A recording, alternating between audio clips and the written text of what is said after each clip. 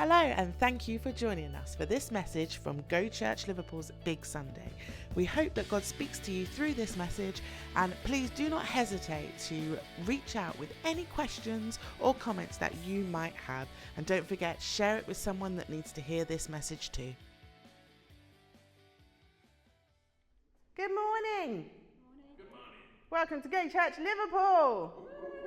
We are a family of churches working together to reach the world. You've got to be excited about that. And we love, we grow, and we go. Today I have a rope. Hope you're very intrigued. Can you see this little taped bit at the end?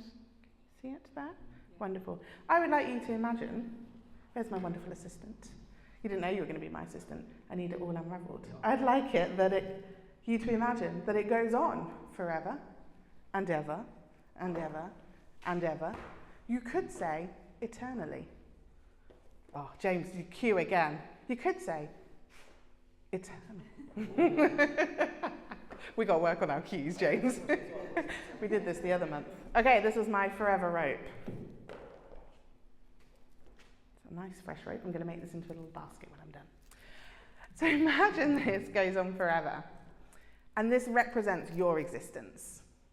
Whatever you believe, wherever your background, whatever your future, this represents your existence because we are eternal beings. The Bible makes that super, super clear. This coloured bit, right at the start, my little taped bit, I should have gone for Emily's bright pink tape. This is your time on earth. That's right. In eternity. And I probably should have put it in the middle, and then there would have been all that's gone before as well. That would have been shorter, just to the beginning of time. This is your time on earth. And so, you know, some of them next door are about here. Some of us are edging a little bit further. I'm going to stop there for me. Other people are edging a little bit further. I'm not looking at anyone. Oh, he's younger than me. I can't look at him. He's not even a safe person to look at. And this bit here, that's the moment that you die on earth. But hopefully, because in this building, in this room, we are all saved, hopefully, at some point along here, there was another death, and the death of ourselves, right? So there's two little deaths going on. This is eternity, forever and ever.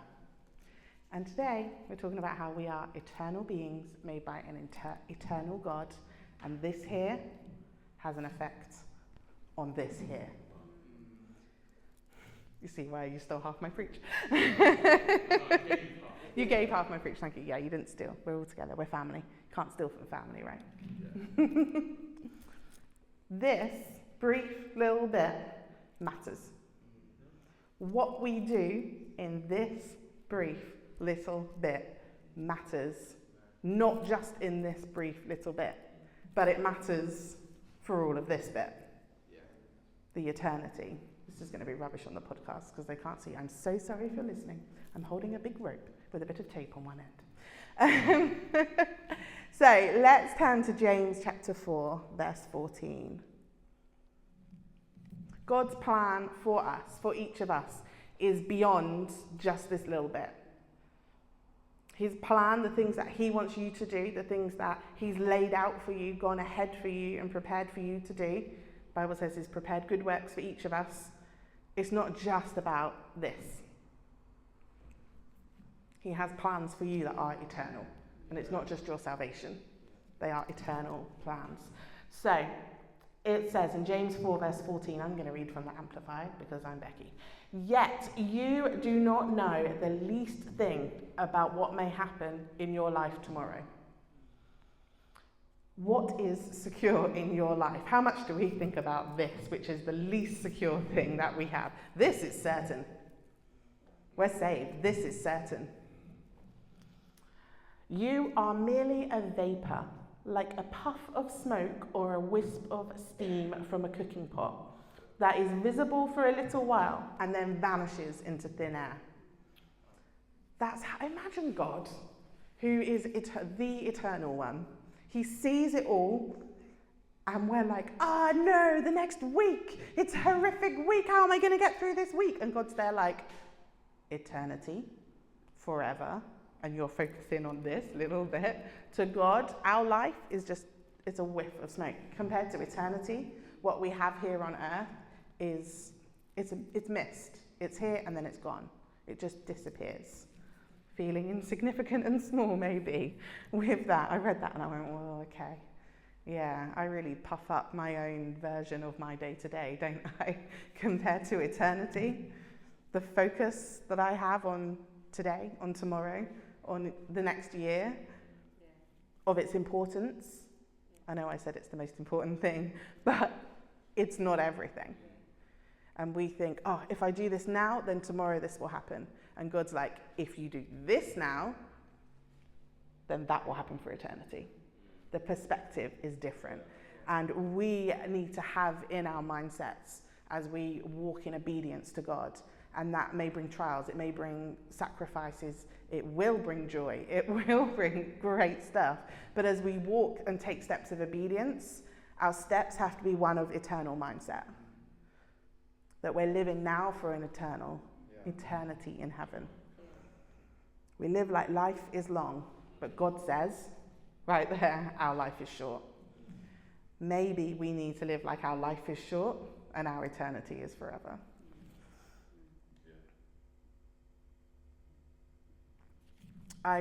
When I was praying into this, God reminded me of Usain Bolt. Q.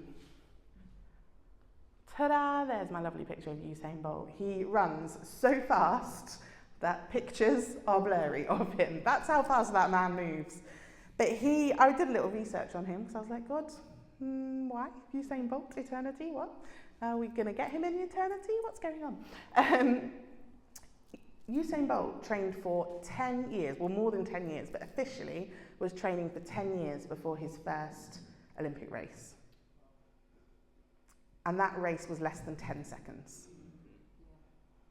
Perspective, right? He's willing to put every minute of every day is controlled. His food, his hobbies, so he doesn't break a leg, his rest time, his sleeping time, his active time, his training, everything for 10 years was geared up for a 10-second sprint. He had a different thing in mind than right now. And the funny thing is, I was like, it's good talking about perspective, but the funny thing is that 10-second sprint changed his life. And our life is a little bit like a 10-second sprint that can change eternity. From the moment that he won that record, championship, whatever it was, medal, everything in his life changed. He was an Olympic gold medalist. He was famous. No one had heard of him before. Like, no one, apart from his coach. And suddenly he was famous in the whole world for a 10-second sprint. Less than 10-second sprint. His whole life changed. His forever changed because of 10 seconds. Maybe your forever could change because of 10 seconds. Maybe someone else's whole eternity could change because of 10 seconds of your obedience. It's perspective. Your now shapes your forever. Let's read 2 Corinthians 5, verse 10. 2 Corinthians 5, verse 10. Here's the Amplified Version. It said, "For we believers will be called to account and must all appear before the judgment seat of Christ, so that each one may be repaid for what has been done in the body." This bit here, in the body, right? In the body, whether it is good or bad. That is, each will be held responsible for his actions, purposes, goals, motives, the use or misuse of his time, opportunities, and abilities. Ouch. Right? Shall I read that one again? Or would your flesh rather not? Because mine wouldn't. We believers will be called to account and must all appear before the judgment seat of Christ, so that each one may be repaid for what has been done in the body, whether good or bad. That is, each will be held responsible for his actions, purposes, goals, and motives, the use or misuse of his time, opportunities, and abilities. God is watching. Not in a way to come down on you and go, "Oh, you've done it wrong, because thank you for the blood of Jesus." That actually he wants to reward you. He wants you to get into heaven, stand at the pearly gates, don't build a theology on that, and him to say, well done, my good and faithful servants. Because we all know the parable of the talents. There are different things that you can do with what God gives you. You can bury them, you can multiply it, or you can really multiply it. And God's given us time. Short wisp of time. He's given us abilities, he's given us skills, he's given us all of these things. And he's watching and he's going, come on, step out in obedience. Come on, take the next step. Come on, I want to reward you. Come on, forever. Eternity's at stake here. Come on, what are you doing with that time? Come on, what are you doing with your day today? You're at work today, what are you doing with that? How are we stepping out? Prayer time? Are we squeezing it in, or are we praying, and are we changing eternity? Suddenly that quick little 5-minute prayer in the morning doesn't quite seem adequate when you're looking at eternity and also that verse, because God's watching, not in a horrible lording it over you way, but as a righteous judge, as the only one that can really judge us for everything that we do. Everything that you do, your relationships, your conversations, how you react when someone's horrible to you, how you respond when someone is sick, what you do with your abilities, whether you withhold them from the body or you give to the body, how you represent yourself to other people, everything you're giving, it all counts. Every bit counts. And it's not just counting for now. Every bit counts for eternity. Because not a moment is without purpose with God. He's not that doesn't matter. Oof, forget that. No, he's like, come on, let's go. Come on, we've got a world to reach. Come on, we've got a city to take ground in. And that isn't doom and gloom, because we all make mistakes. We all misuse our time, our talents. We all don't always respond in the perfect way. There's grace and there's forgiveness. But grace and forgiveness brings a recentering, a repurposing, a revisioning to go, okay, God, I'm going. That's what repentance means. When we take things to God, apologize, say sorry. It's not just going, sorry, now I'm going to do it again. It's, sorry, God, I'm turning away, and now with purpose, with vision, with obedience, I'm going to step into the next thing. And sometimes we've got to get up and physically just turn it when we're talking to God, so that we get it. We get that revelation into us. Rewards in heaven, eternity, it's shaped by what we do now, what we bring, how we live. Praying when no one sees, serving when you don't feel like it. I was just thinking of a few things. Giving when money's tight. Sharing your faith even when you feel so uncomfortable. All of those things, that's God going, take a step, take a step, take a step, take a step, because of eternity. Should we read another verse? James, what's the next verse I've got up? Daniel 12:3. It says, those who lead many to righteousness will shine like the stars forever and ever. There is an eternal repercussion for what we do right now. And I would love to shine like a star forever and ever. If I'm going to be in forever and ever, I don't want to be dull. I don't want to be a light that's off or a star that you can't see. I want to shine like a star forever and ever. So I want to lead people to righteousness. I want to see people saved. That's, I don't know, a little bit selfish.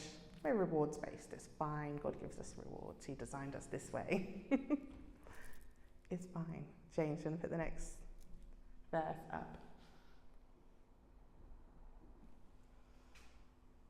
Okay. I assure you and most solemnly say to you, this is Matthew 25:40, to the extent that you did for one of these brothers of mine, even the least of them you did for me. There's something that God said to me a couple of weeks ago, that there is not a single person that you will lock eyes with, that you will pass in the street, that does not matter to God. That he did not shed his blood for. Not a single person, which includes the rude people, just so you know. You will never lock eyes with someone that doesn't matter for eternity to God, that his heart won't cry out for.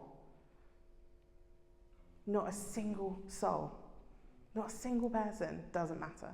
Everything matters. And you might say, of course, Becky. But if all we have is this, and we choose not to reach that person, when, you know, that Bible verse says the next day is not guaranteed. You don't know what's going to happen tomorrow. Yeah. This could be your chance to see that person with you for eternity.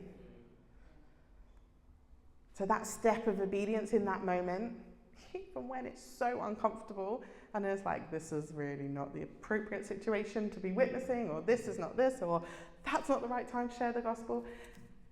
Every single person matters so much that Jesus died for them. And every moment that you have to lead them to righteousness matters. It counts for something.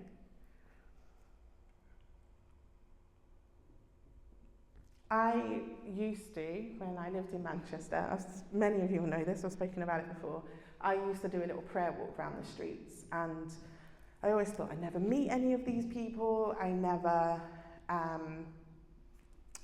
get a chance to witness to them, I don't spend any time in this neighbourhood, it doesn't matter. And God said to me, pray. Every day, go pray on these streets. And I would go, and I would walk up and down the road praying. And I probably looked like a crazy person, and that's why I never made friends in that street. But I walked up and down because that's what God told me to. And it didn't make sense to me at the time. I know we're supposed to pray, but what God was asking me to do did not make sense for where I thought I needed to be, what I needed to be doing, and where I was going. And there was a few particular houses that God would have me hover around and pray for.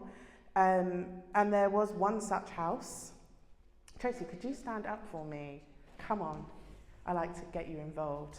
One such house where a Miss Tracy Smith lived. And I did not know. And we had never met. She had not yet come to church.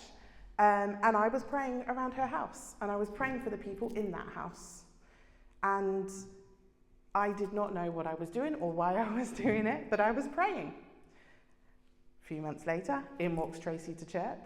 A few months later, she comes to my life group. We start to become friends. Suddenly, in a conversation, I live there. No way, do you live in that house that I've been praying over for months? You can sit down, I'll stop embarrassing you. I know you hate it. It's visual, it's visual. Tracy, am I right in saying at that moment you weren't walking with God? No, I was on the way back. On the way back. Looking for a church. Looking for a church. I did not know what God was doing, but I stepped out in obedience and did something. I don't always do that. I didn't always do that. At that time I did. Talk about successes. She was searching, but I fully believe that God was answering my prayers. I was just praying in tongues. God was answering when Tracy came to the church, because she's been by my side ever since. Sorry. And I fully believe that was because I dared to step out and obey and pray, even though I didn't understand, and it was inconvenient to me. And I will continue witnessing to her dad, because I've been praying over that house for a very long time. And Tracy has been the right hand that I needed for a long time, and was also asking God for, and didn't know that I was answering my own prayers in doing it. But the people that Tracy will now affect, the churches that Tracy has affected, the wider globally that Tracy now affects in her job within the church, what you do now affects eternity. One little step of obedience will affect eternity. We are all old enough to have known the film Gladiator. Everyone knows Gladiator? What we do now echoes in eternity, that quote. I was going to get Gladiator, but I thought not everyone might have watched Gladiator. It's quite old now. So we have to not waste the dash, the sprint, the under 10 seconds Usain Bolt, the mist, the vapours. We have to make sure we don't waste it. We don't waste any day, any second. James, can you put the next scripture up? Ephesians 5, verse 15 to 16. It says, therefore, see that you walk carefully, living life with honour, purpose and courage. Don't we need that? When someone's rude, that we still honour them, and then we have a purpose in our conversation with them and courage to share the gospel, as one example. Shunning those who tolerate and enable evil. Like Pastor Alan was saying, we're not going to be rude to people, but we're not going to accept bad things spoken over our city. Not as the unwise, but as wise. Sensible, intelligent, discerning people. Making the very most of your time on earth, recognizing and taking advantage of each opportunity and using it with wisdom and diligence, because the days are filled with evil. Making the most of every opportunity that we have. Let's not waste our dash, our sprint, our vapor. Let's use that verse. Use your talents, your times, your abilities, what you have. Make it count. And how we do that is not going crazy and burning yourself out and selling your house and selling your car and all your kids' clothes. But not my clothes, my kids' clothes. But living in obedience. Because God will direct you exactly what you need to do when. But we've got to be listening and we've got to be ready and willing to step out and do it. The world says live for now. Do what you want in the moment, however you feel right now. Live for now. Embrace it, live now. God says live for eternity. And if I'm thinking of eternity, my step of obedience is going to be a bit different than if I'm thinking of now, of right now. Sometimes that might mean saying no to a sin.